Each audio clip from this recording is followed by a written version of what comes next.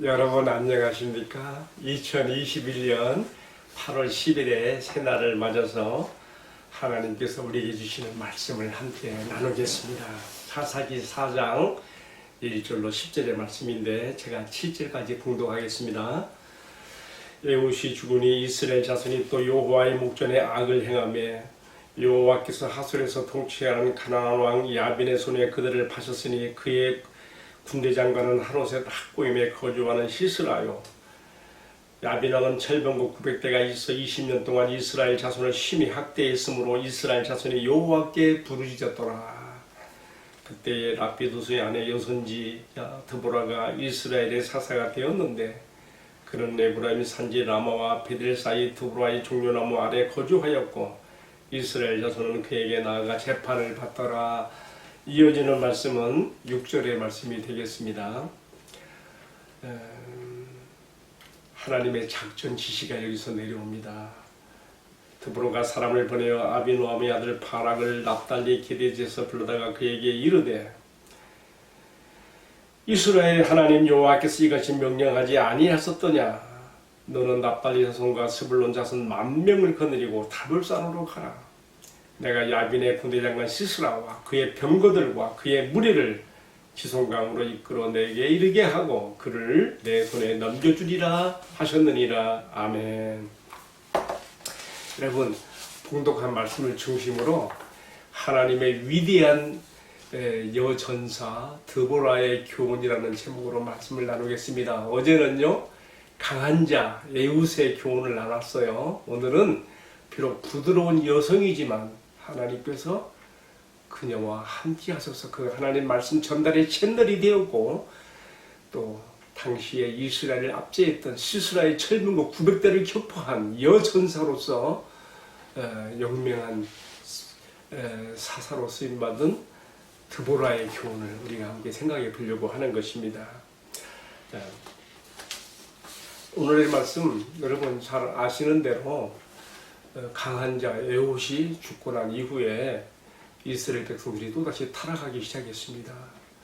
에훗은 그 이름이 의미하는 대로 강한 자, 스트롱맨이에요. 그의 강력한 영적 지도를 아래서 이스라엘은 우상 숭배를 하지 않았고 악한 길로 가지 않았습니다. 그러나 그가 죽고 나자 그의 공백기를 틈타서 다시 백성들의 마음이 느슨해졌고 긴장이 풀어졌고 다시 그 지역 주변의 가나안 족들의 문화에 다시금 젖어들어서 타락의 길로 갔던 것이죠. 하나님께서 어떻게 했습니까? 이미 여호수아 때에 이 하솔 근처에 있는 메론 물가에서 이 가나안 북부 지역의 이 가나안 족들을 다 멸했는데 다시 좀비처럼 살아난 그들이 큰 세력을 또 만들었어요. 하솔을 중심으로 가나안 야빈이 그의 군대장관 시스라에게 철병국 900대를 주어서 이스라엘을 철권 통치를 한 것이죠. 여기 오늘 말씀해 보니까 이스라엘이 심한 학대 가운데 하나님 앞에 부르짖었더라 그랬습니다. 자, 그때 하나님께서 일으키신 선지자가 사사가 있습니다. 누굽니까? 그는 선지자이면서 또한 사사 역할을 했는데 바로 드보라입니다. 자, 오늘 말씀의 핵심은 여기 있습니다.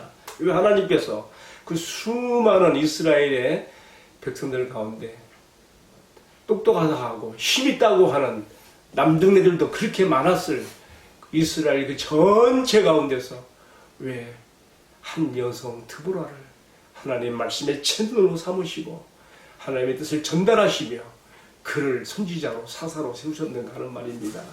그리고 그로 하여금 가나안 야빈과 시스라의 900대 철병거를 무너뜨릴 격파하고 승리를 가져오며 이스라엘을 구원할 자로 세웠는가 하는 점입니다. 이 점에 대해서 제가 몇 가지 질문과 응답식으로 한번 생각해 보려고 합니다. 첫 번째로요, 그녀의 이름이 의미하는 것에서 찾아봅니다. 여러분, 드보라의 이름이 뭐냐면요, 영어로는 B예요. 벌, 꿀벌, 여왕벌 의미를 가졌습니다. 그 남편의 이름은 오늘 말씀 사절에 보니까 납비돗이라고 해서 납비돗의 아내 여선지자 드보라 있거든요. 납비돗의 뜻은 영어로 하면 램프, 말하자면 등불 또는 햇불 이런 의미를 가지고 있습니다. 하나님께서 이 이름들 속에 참 그들의 어떠함을 보시는 것이 들었다 생각이 들어요. 아자면 라피도과 그의 아내 드보라, 이 가정을 하나님이 귀히 보신 것이지요. 그리고 이들을 자기 백성 이스라엘의 구원의 가정으로 삼으신 것이다 생각합니다. 당시에 이 드보라의 남편 라피도시 살아 있는지 어떤지는 모르겠어요. 어느 성경에 설명하고 있지 않으니까요. 어쨌든 이 드보라, 그 이름의 뜻이 뭐라 했습니까? 여왕벌의 뜻을 가진 레갈 파워, 제왕적 어떤 그 힘을 가진, 의미를 가진 이 드보라를 하나님이 들어주셨습니다. 자, 여러분, 제가 먼저 왜 하나님께서 왜 하필이면 드보라인가 생각해 보면서 먼저는 그녀가 가진 이름의 뜻에서 그를 하나님이 세우신 의미를 본다고 생각했습니다. 여러분, 우리가 그 볼통에서도 보면 여왕벌을 중심으로 그 벌들이 이렇게 군락을 이루어 사는 거 보지 않습니까? 하나님께서 눈여겨보신 것 같아요. 드보라, 이 여성의 그 어떠함을 보신 것 같습니다. 자, 두 번째로는요, 왜 하나님께서 이 드보라를 쓰셨는가? 그녀가 하나님의 말씀의 채널, 하나님의 말씀과 뜻을 잘 받을 수 있고 전달할 수 있는 통로가 될 만한 것을 보신 거예요. 사사들 중에서는요, 그냥 앞에 에우처럼 강한 자, 스트롱맨이 되어서 쓰임받는 것도 있지만요, 하나님의 말씀이 하나도 거리낌이 없이 100% 전달되어지고 그것을 또 전달할 수 있는 그런 채널이 필요한데, 이 여선지자 드보라는 바로 그 선지자의 역할과 또 백성을 다스리는 사사로서의 역할에 다 갇혀 있는 것이지요. 여성이지만 참 놀랍지 않습니까? 왜 하나님께서 드보라를 들어 쓰실까에 대한 관점에서 그녀가 가진 이름에서 힌트를 보았고, 두 번째로는요, 그녀가 하나님의 말씀을 그대로 받아들일 만한 영적 민감성을 가지고 하나님께 예민한 영성을 가진 선지자였다는 거, 선지자가 되었다고 하는 거. 사무엘도 바로 이 점을 가졌죠. 선지자이면서 사사. 이게 사사들 중에요, 이 두 가지를 겸비한 사사가 많지 않아요. 드보라가 사무엘과 비슷한 그런 이중성의 그 요건을 갖추고 있는 것을 보게 됩니다. 자, 세 번째는요, 왜 하나님께서 이스라엘의 수백만 가운데서 드보라를 선택하셨는가? 그녀가 가지고 있는 총기와 용맹입니다. 어떻게 보면은 여성이기 때문에 그 앞에 있던 사사, 강한 자의 에웃에 비교했을 때 부드럽고 좀 약한 면을 보았을지 몰라요. 그러나 그렇지 않습니다. 오늘 나타난 말씀에 보게 되면요, 철병거 900대를 격파하는 이 힘이 어디서 나오는가? 먼저는요, 이 드보라가 하나님께로부터 오는 말씀을 100% 그대로 받아들일 수 있는 그런 여성이었고, 또 한편 그것을 그대로 작전 지시로 집행해서 추진하는 것을 우리가 보게 됩니다. 하나님께서요, 사람을 들어 쓰실 때 보면은 참 무릎을 치면서 정말 그럴만하다는 생각이 들어요. 지금 이 선지자의 사사인 드보라에게 이 전쟁의 수행을 위해서 이스라엘의 군대의 장으로 뽑을 사람을 누굴 지명했는가 하면요, 납달리 지파의 바락이라는 사람을 불러오라 그랬어요. 바락. 여러분, 지금 드보라가 살고 있는 곳은요, 에브라임 산지 라마와 베델 사이에 살고 있습니다. 어떻게 보면 이스라엘의 중부 지역이죠. 그렇지만요, 바락이 살고 있는 곳은요, 지금 가나안 왕 야빈의 궁전에 있는 하솔보다 더 북쪽인 납달리 쪽에 있어요. 그곳에서부터 납달리 게데스라는 곳인데, 거기서부터 드보라가 살고 있는 에브라임 산지까지는 적어도 90마일 이상, 도보로 걸어가면요, 열흘 이상은 걸어야 되는 긴 거리예요. 그 당시에 시스라의 철병거 군대가 곳곳에 요새를 가지고 지키고 있기 때문에 그 눈에 띄지 않으면서 사람을 그리에 보내고 또 사람을 오게 하는 이 과정에서도 많이 힘들었을 거예요. 그렇지 않겠습니까? 그런데 그렇게 했습니다. 근데 왜 하필이면 또 왜 바락이냐는 말이죠. 바락. 여기 또 방금 제가 하나님께서 바락을 부르시는데 뜻이 있다 그랬지 않습니까? 왜 그랬을까요? 당시에요, 이 하술의 궁전을 가진 가나안 왕 야빈이 그의 군대장관 시스라의 철병거 900대를 가지고 가장 압제를 심하게 했던 곳이 어디냐? 바로 하술하고 가까운 납달리예요. 납달리하고 스불론 지역이 철병거 900대 안에서 짓밟히면서 가장 많은 학대를 당하고 고통을 당한 것이에요. 그러니까 거기에 살고 있는 납달리 사람, 바락에 있는 사람의 마음속에 끌어오르는 그 의분을 하나님이 보신 거예요. 그가 이스라엘의 구원을 위해서 납달리와 스불론에서 뽑은 1만 명 군대를 이끌고 나갈 만한 사람인 것을 하나님 보신 것이죠. 그래서 여선지자 드보라에게 바락을 오게 하여 그에게 이 작전 지시를 전하여서 전쟁을 수행하라고 하시는 것이죠. 그렇게 했습니다. 그런데 여기서 문제가 생겨요. 어떻게 생깁니까? 드보라가 바락에게 하나님의 작전 지시를 전달했습니다. 너는 납달리와 스불론, 그러니까 이 가나안 야빈에게 군대장관 스불론에게 가장 많이 압제를 당하고 있는 납달리 지파 스불론 사람들 중에서 1만 명을 택하여 그들을 데리고 다볼산으로 올라가라. 다볼산에 집결해 있으라. 그러면 하나님 하시는 말씀이 내가 시스라와 그의 군대와 철병거 900대를 기송강, 다볼산 밑에 있는 기송강으로 그것으로 오게 만들리라. 그리고 다볼산 안에서 전투가 벌어져서 너희에게 승리를 주의라고 하는 작전 지시를 하나님 하셨거든요. 근데 이렇게 구체적으로까지 다 말씀해 주는데 바락이 선뜻 나서지를 못하는 거예요. 이렇게 말했습니다. 드보라요, 그대가 나와 함께 올라간다면 내가 가겠거니와 그대가 가지 않는다면 나도 갈 수 없습니다. 어떻게 보면 좀 쫄짱구처럼 보여요? 그러나 저는 그렇지 않다고 봐요. 우리는 여기서 바락의 믿음이 없었군, 어찌 하나님이 저런 사람을 택했을까?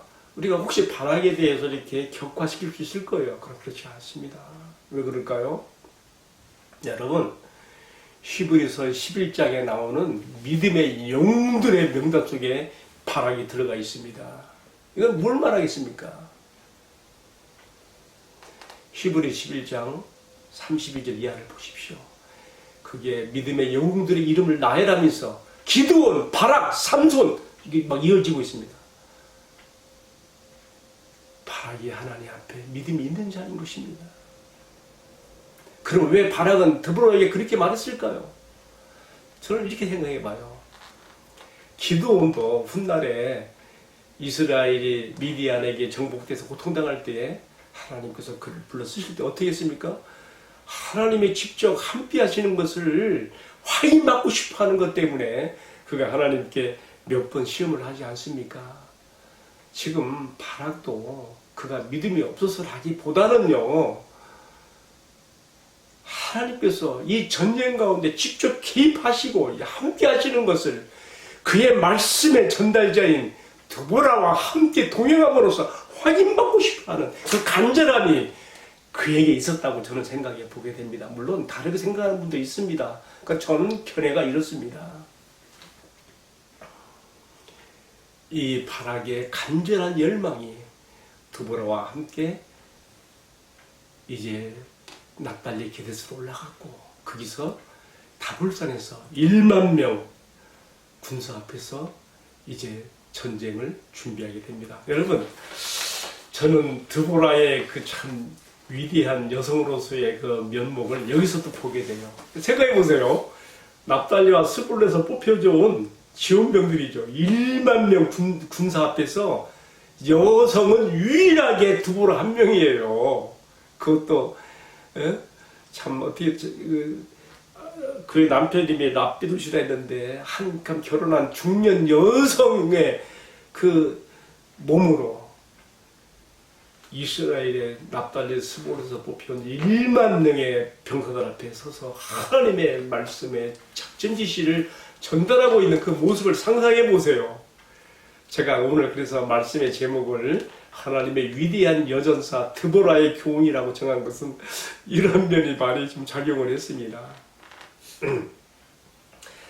결코 여성이라고 해서 부드러운 면만 있는 것이 아니고, 이처럼 그에게는 담대함과 용맹이 함께 있었다는 것을 우리가 이 말씀에서 보게 되어 있는 것입니다. 자, 하나만 더 생각해 보겠습니다. 왜 하나님께서 이스라엘의 수백만 사람들 가운데 왜 드보라냐, 여성 드보라가 왜 그게 선택되었는가 말입니다. 저는 이 점에 대해서는 방금 전에 말씀드린 것처럼 그녀는 희생은 자기가 하고 그 공은 다른 사람에게 돌리는 아름다운 성품과 믿음을 가진 여성입니다. 보세요. 아까 우리 히브리 11장에서 믿음의 영웅들의 이름을 열거할 때에 드보라 이름은 없어요. 누가 있어요? 드보라가 대신 전공을 넘겨준 바락에게 이름이 올라가 있습니다. 여러분, 그것은 무엇을 말하겠습니까? 드보라가 결코 바락보다 못하지 않을 것입니다. 무엇을 위해 가르치는 것일까요? 희생은 자기가 하고 공은 다른 사람에게 주는 이 아름다운 성품의 여성으로서 드보라의 아름다운 미덕이 하나님의 마음에 합했다고 보는 것입니다. 드보라의 이러한 미덕은 여기서 끝나지 않습니다. 바락이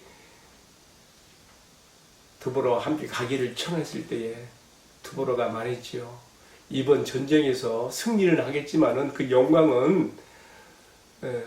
영광의 직접은 뭐예요? 이 전쟁의 적군의 군대 장관을 대장을 잡는 거 아니겠어요? 죽이는 거 아니겠어요? 그 공은 누구한테 간다 그랬어요? 헤벨의 아내 야벨에게 가게. 여기서는 오늘 본문에서 이름이 나오지 않았지만 한 여인에게 가게 되리라 그랬어요. 그러니까 이미 드보라는 이런 전쟁의 결과도 이 적장을 죽이는 이 공도 어떻게 이루어질 것인가 다 하나님의 말씀에서 다 아는 것이죠. 네, 우리가 이 헤벨의 아내 야엘에 대한 이야기는 내일의 말씀으로 넘어가니까 우리 여기서는 생략하기로 하고요. 중요한 것은 이처럼 드보라는 자기가 받을 그 모든 공덕과 찬사를 바락에게 그리고 헤벨의 아내 야엘 다른 여성에게 돌렸다는 점에서 하나님께서 그를 사용하시는 아름다운 성품의 여인이라는 것을 생각해 보게 되는 것입니다. 자, 이제 오늘의 말씀을 마무리하면서요. 하나님께서 이 전쟁을 통해서 이스라엘에게 가르치고 싶어 했던 것이 무엇인가 한번 생각해 보는 것입니다. 여러분, 여러 가지 설명을 할 수 있겠지만 제가 간단히 줄여서 핵심적으로 말하면요. 다른 것이 아닙니다. 하나님의 백성된 성도들이 어떤 일을, 하나님의 일을 상대하게 될 때에 그것이 누구를 통하여 어떤 모습으로 나타나고 전달되든지 간에 사람을 보지 말라는 것입니다. 더 중요한 것은 뭐예요? 그를 통해서 말씀하시는 하나님과 그의 뜻이 중요한 것입니다. 하나님 말씀에 대한 존중과 하나님이 세우신 권위에 대한 존중이 우리에게 있어야 된다는 것을 오늘의 말씀에서 교훈으로 삼게 되는 것입니다. 오늘의 말씀을 마무리하면서 기도하기는 드보라에게 있었던 이런 아름다운 상품들과 하나님께 쓰임받는 아름다운 그 영성의 그 아름다운 그 열매 모습들이 오늘 이 말씀을 전하는 저와 또 시청자 여러분들에게도 하나님의 은혜와 은사로 임하여지기를 축복합니다. 기도하겠습니다. 하나님 우리 아버지, 이스라엘이 스스라의 철병고 900대의 말박국 아래서 고통당하며 신음할 때에 여선지자 드보라를 사사로 세우시고 이스라엘의 구원자로 세우셔서 우리 주님의 말씀을 전달하시고 또 그를 통하여 이스라엘의 놀라운 구원의 승리를 가져오게 하셨습니다. 오늘 주신 이 말씀을 통해서 또 주님께서 왜 드보라를 들어 사용하시는가를 우리가 생각해 보면서 우리가 어려운 시대에 우리 가정에서나 우리 교회에서나 공동체의 사회에서 진실로 주님 앞에 쓰임받을 만한 귀한 신앙의 성품들로 나타나도록 은혜를 베풀어 주시옵소서. 한 날도 주님께 맡깁니다. 예수님 이름으로 기도 올리옵나이다. 아멘. 예, 마쳤습니다. 감사합니다.